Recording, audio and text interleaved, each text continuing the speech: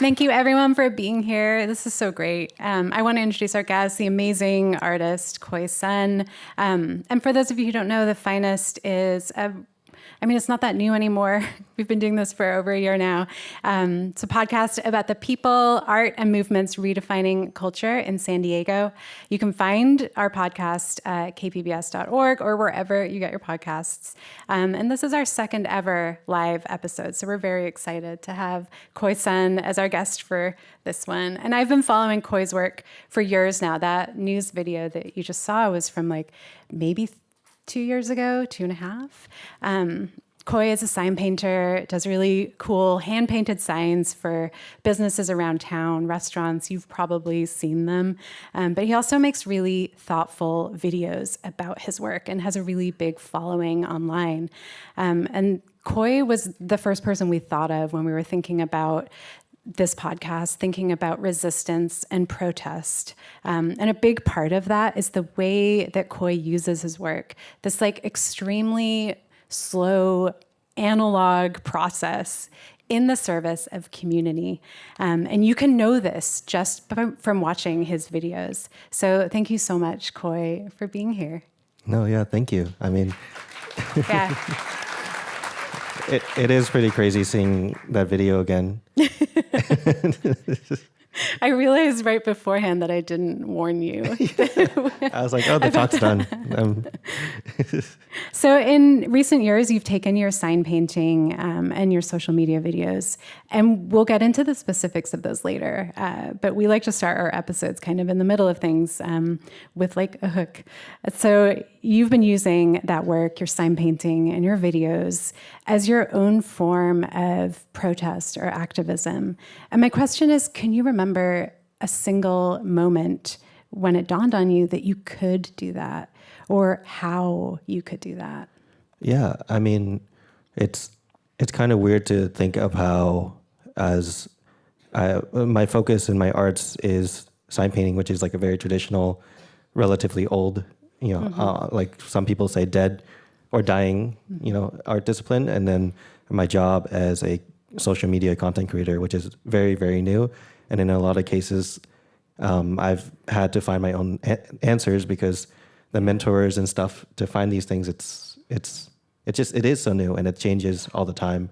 And I think I made that realization was from actually helping out my parents. And basically I made a video talking about how I painted for my parents' restaurant. It was just kind of a throwaway thing, let me just do it for fun. And what ended up happening was they were bombarded with customers for forever, essentially. I've had folks from Hong Kong or Texas or wherever saying, we came all the way over here to eat. We came to visit San Diego and eat at your parents' restaurant. Uh-huh.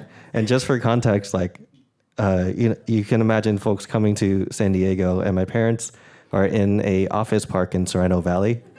There's you can see the seals in La Jolla or Seaport Village. It's just let me just go to this concrete jungle because I saw someone on TikTok. And so it was it's one thing to make a video and see a million views and thousands of comments and all these other things, but it doesn't really feel like anything. But to see my parents' restaurant literally have people people actually do watch my videos, it made me think about how I can use that not just for fun things, but also just support my local communities and things like that.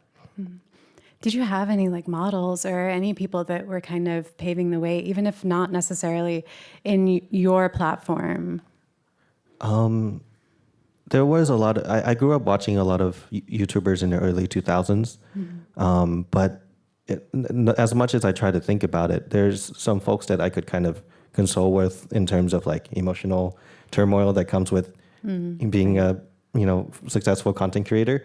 But in terms of making the decisions that I had to make in terms of being someone that cares, was something that really did feel like I was kind of on my own about. Yeah. Okay, so take us back to the beginning. How did you get interested in sign painting? I get asked that so many times, and it's hard to really say. I think for the most part, it's just I like the way that letters look, and I like the tools of the trade. in terms of using lettering quills and enamel paint and just the way of working directly with local businesses. But to put it simply, it is just I like looking at letters and I like making them look cool. Right. Can you say more about what like the American traditional style of sign painting is? Like, what does it look like? What is it used for? What's a little bit of the history there? Yeah, it's always so funny to explain because like I feel like there's a lot of folks that have lived through signage while I'm trying to like pick up the pieces from the folks that I meet. But for the most part, sign painting existed when printers and stuff didn't. And so if you needed any type of storefront signage, if you needed a highway billboard or things like that, there would be painters, muralists to do those things. But as technology started becoming more introduced, like the vinyl plotter and stuff, the traditional ways of hand painting anything from billboards and stuff slowly died out in replacement of technology. Yeah. Yeah. I mean, say a little bit more about that, like the kind of evolution of everything becoming the same. Yeah, from a sign painter somewhere around the Midwest told me the whole story, which is like he remembered when the first vinyl plotter was introduced. And for those who don't know, a vinyl plotter is just this thing a knife that automatically cuts out plastic stickers, and then you can slap them onto the wall, and then that's basically the type of signage that you've seen everywhere now.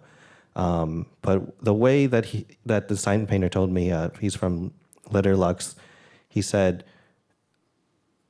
sign painting was something that you had to train for. It was like an apprenticeship, similar to how tattooing is, where it takes years to learn because you learn. It's not just about the painting aspect and the surface prep, but it's also learning about the how to do layouts, the anatomy of typography, and all these other things. And so when the vinyl plotter was introduced, it was like, learn how to make signs in a week or something along those lines. And so what ended up happening was that all that tradition of learning the design aspect of painting died out, and why signage kind of started becoming ugly, because everybody here was just trying to get like the quick, cheap method of like, I want to make signs as fast as I can.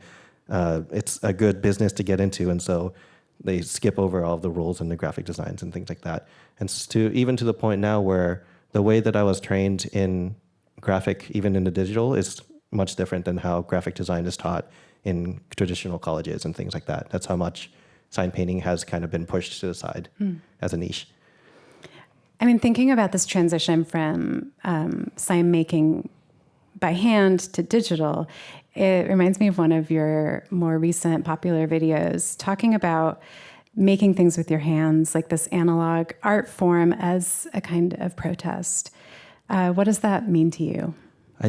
In a lot of ways, the frustrations that I have with the way that I live and how I see things are now is the greatest currency that we have is time.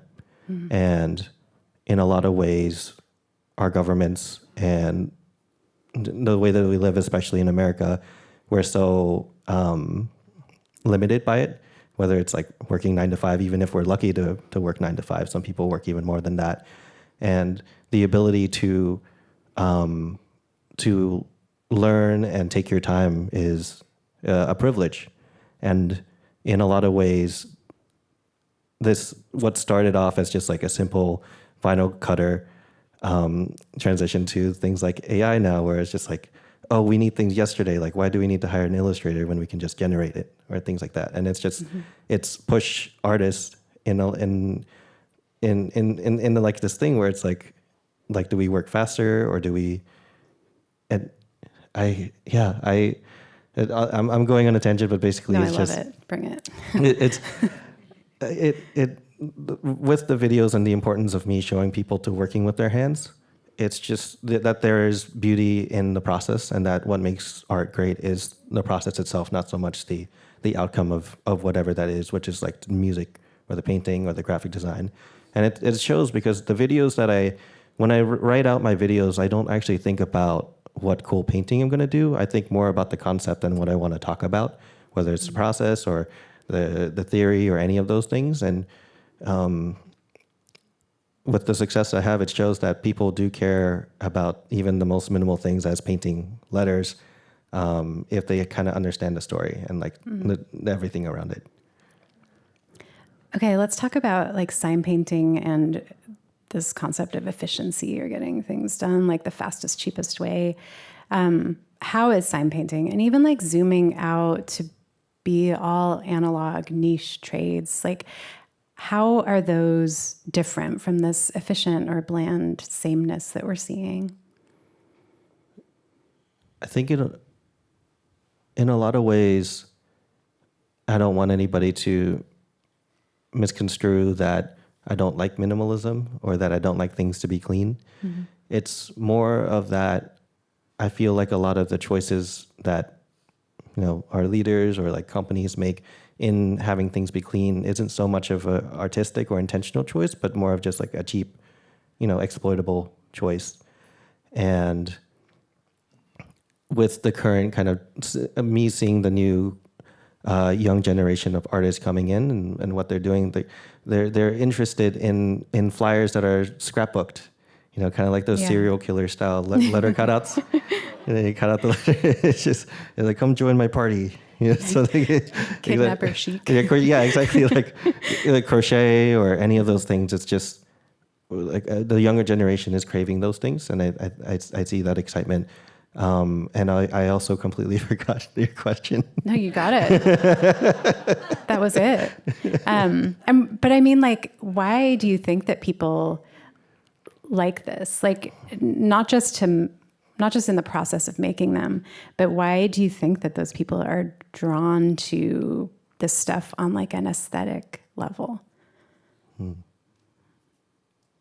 Like, is it fundamentally about what it means to have been made by hand, or is it also, does it look nice? It does look nice, and I think it has a lot to do with, any art movement is a contrast of whatever is prior. And in this case, because digital screens and stuff are so accessible, you're basically born with an iPad at this point, kind of thing. The novelty of being sent to like a handwritten letter or something. And I'm getting emotional because I'm sure seeing a lot of folks here who have gotten a lot of handwritten letters for a while. Or like mixtapes, like actual like cassette mixtapes and things like that. You send your birthday cards through email now, or like your gift cards are email, where it's just like, it's like, oh, I want to give you like a Target gift card, but I can also just buy a gift card online and send an email and be like, oh, here's a QR code, just like spend that. I think that is I forgot the tchotchke, I think is the word. Yeah, it's scrap. Yeah, I noticed that with everyone. It's just like every young kid, in a lot of ways, is just collecting stuff and stickers and scrapbooking and all that. Yeah, I love that. So back to a little bit more about your work. You make such great videos about your own process, your own challenges as an artist. And you also recently have started making videos that touch on like broader things, war, politics, oppression. How did you find your own way of doing this that felt authentic? And have there been challenges? Yeah, I would say that the weirdest thing about the position that I'm in is that I get treated in a lot of ways with like, being a celebrity, in that like, I get recognized a lot and I get invited to like, red carpet, whatever thingies and all that. But at the end of the day, like I don't have like a film crew or anything. I just set up a camera and then I record it and then I post it on Instagram and then I call it a day. And then I very much kind of navigate the world as relatively a normal person that I think I am. But with that, it's the pressure of me having a reach where I could make a video and millions of people can watch it and I can support businesses like my parents or like Libélula, the bookstore that I recently painted for. And so it felt like it was only right for me to speak up. And for a while, I didn't really know how, because it was just, in a sense, like I felt like I was an echo chamber where I was just repeating what everybody else was saying. Like, look at this dramatic thing, or like, look at this like news and all these other things. And it didn't really feel like I was doing that much. And it felt like I was kind of wearing my audience out, as sad as that sounds. And so I took a lot of inspiration from Miss Rachel, a creator who does a lot of like, children's shows and things like that. And she found a way to touch on a lot of the same beliefs that I have, political beliefs and morals that I have, but in a way that focuses more on children, protecting children, and using that as kind of like the only word I can think of right now is Trojan horse, but it's not that. Right. But it's just, she's like, this is about the children, but if you really look into it, there are a lot of things that I'm really mad about, kind of thing. That's what I saw from Miss Rachel. Mm-hmm. And so I was like, okay, let me try to do the same thing where, recently learning about Palestine, things like that, I wanted to find my support. And for me, it was through, I met this person named Layan who runs a music event group called Mazika here in San Diego. And I started painting for her and painting signs for her. I saw that Libélula was also pro-Palestine, and so I painted all their storefront windows for free and making videos about that. And it wasn't so much talking about like any political talking points. It was just like, hey, check out this, Swana Muslim-focused like music group, and they're so cool. But there's this underlying thing of like fun music events, cute bookstore that is kind of like a way to like, poke and prod in my audience, being like, hey, like, I get it. Because the hardest part about being a content creator is that there's times when I've spoken up and my account has been attempted to be hacked, I've been threatened, and all these other things. Because again, I reach so many people. Mm-hmm. And this was just like my way of doing it, essentially, that maintains my safety, but also feels like that I'm helping my community locally. Because as much as I like want to change things and like on a government level, it feels a lot easier to support the folks that are in front of me, if that makes sense. Yeah, right. Have you ever thought about what it is that you think people are drawn to about your content? You said drawn? Drawn to, like, what is it about the videos that you make that people connect with? I should know this. Why do people like you? It's because I'm cool. I make cool tchotchkes. Great answer. Okay, next. No, I'm just kidding. No, intention. I think I try my best to be genuine, and I try my best to be intentional with the videos that I make when I can be. And I don't, assign myself to any specific trends. I'm not doing TikTok dances unless, I'm really good at them, I guess, or something. Not yet. But so I think the whole idea when I first started making videos was that I didn't want to be like anyone else, I guess, in a way. Or like I didn't want to try to act like anyone else, because I couldn't, even if I tried to. And I think it just worked out in that way, where I just created this community of people being like, the way that I put it, especially with anybody that's interested in making content, is that whatever, like nothing we think is original, and whatever we're frustrated about or angry about or what we're really passionate about, somebody else has to think it too. And if you make a video about it, no matter how niche you think it is, there's going to be like a whole community of people that you didn't know about. Because like before the sequel to the Avatar movie, the blue people, not the blue alien Avatar movie, for 10 or 20 years since, or 10 years since that, whatever the movie was made, there was a whole community of people that would meet in New York that would just fan out about this movie that's been around for a while. So it's like, if that exists. I also found a group of sign spinners. Those guys that like spin signs on the sidewalk. Mm-hmm. There's like a whole community of people that like talk and like, think about the train to be sign spinners. So it's just like the sky's the limit in terms of how weird or niche you can be. Yeah. And that's why people like me.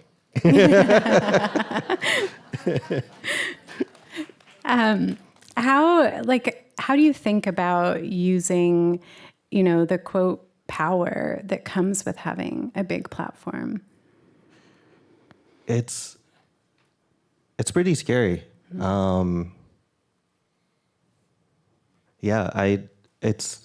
It is this thing where it makes me really confident in that. Like, it's nice. It's really reassuring to know that I have the ability to make a change in people, and that I can actually, help support in whatever way. Where if I meet a business that is down on their luck, I could literally just flip it if I see the story involved. And I think the most kind of like excruciating part is that people approach me and then they're like, oh, I want to tell stories too, but I don't have any good stories.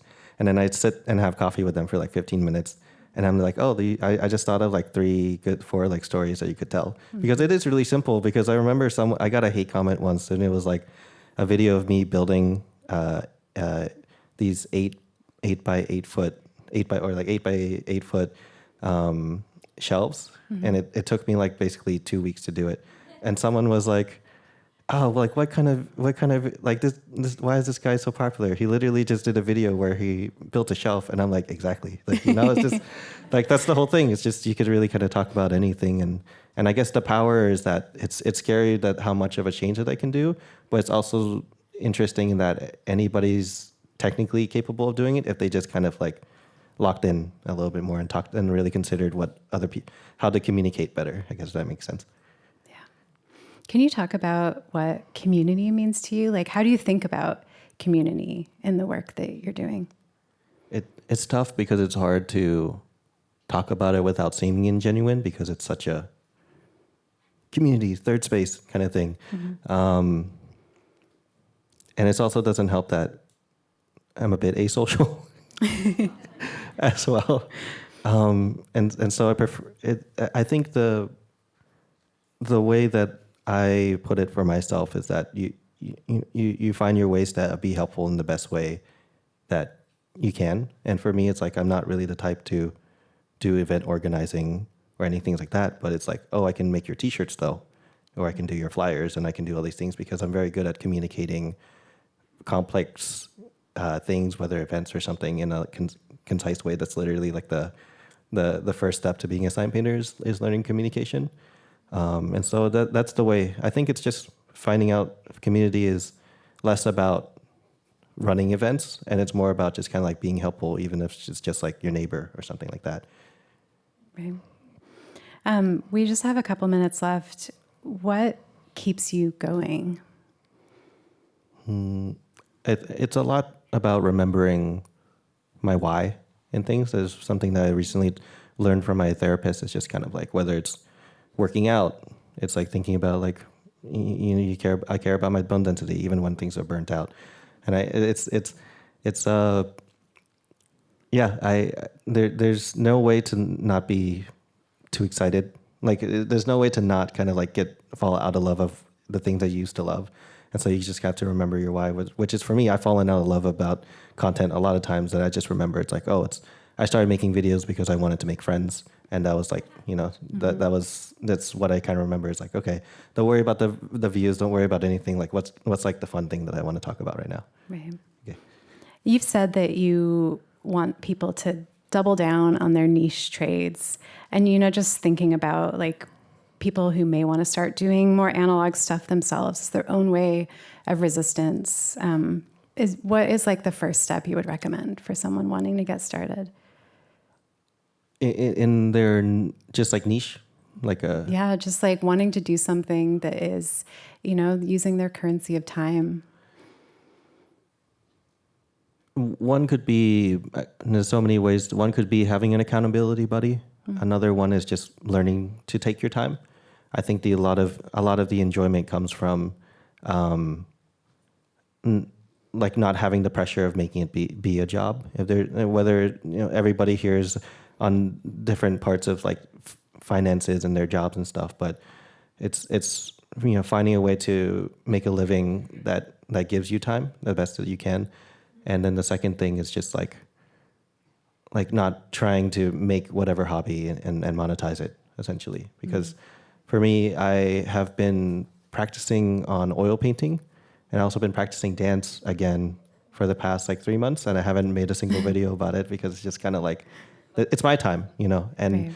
and I don't want to turn what, I already have one aspect of myself that's artistic, that's a job. I don't want to have to convert everything into that, because it'll just ruin the experience of time, which is the part that makes me so frustrated the most. Is it seems like, yeah. Love that. Well, Koy, thank you so much. You've given us a lot to think about. I really appreciate it. Thank you. Thank you.